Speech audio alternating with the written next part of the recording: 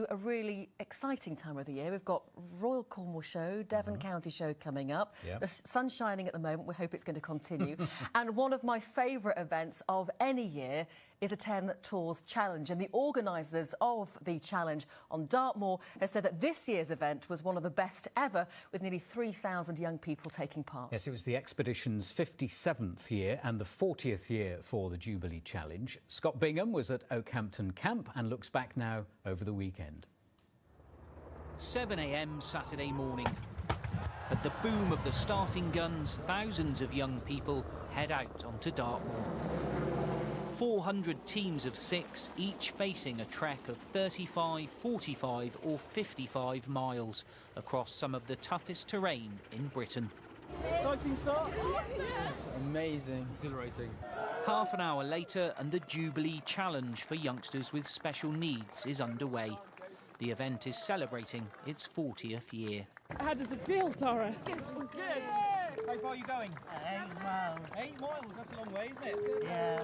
And minutes later, a relatively new category called Fresh Tracks. It was introduced only last year. Young people with challenging life issues lead Dartmoor ponies on a 14-mile trek. And what do you get out of walking with a pony? Responsibility, because we need to make sure they're safe as well as ourselves. There we go. Thank you.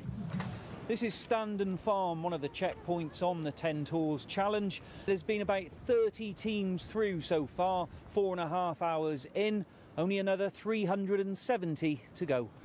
It's been foggy. Sometimes the viz has been really quite bad, but with good navigating, we've got here well ahead of time. Actually. Yeah, we're about an hour early. Yeah, we're trying to push the crowd a little bit and see how far we can get today. I know they tell us it's not a race these days, it's a challenge, but you seem pretty competitive. First day is not a race, but second day is. And at just after 8 a.m. on that second day, this team seems to agree. They are running. They can afford to slow down, and they're still first across the line in one of the fastest times ever. How does it feel to be first back? It's pretty cool. I don't know. Yeah, feels great. Amazing. What was your secret? How did you get back so early? Oh, we ran a lot. We ran the whole last leg. I can't quite believe we've got here, actually. Yeah, it's just such a relief to get back. Yeah, it was tough. It was more like mental. You had to say to yourself, we can do this and we will get to the next tour. The organisers say safer routes and the weather conditions helped make this year's event one of the best ever. Fallout rates are lower this year. I think the sort of lower limb injuries are lower this year. So, yeah, in that sense, it's been very successful. From the air, the remaining teams stretch out across the moor. An epic challenge not just for them, but for everyone involved. 10 Tours is a training exercise for military personnel from all 3 armed forces. It's also a huge logistical challenge, and down on the ground, planning for next year's event is already underway. Scott Bingham, BBC Spotlight, over Dartmoor.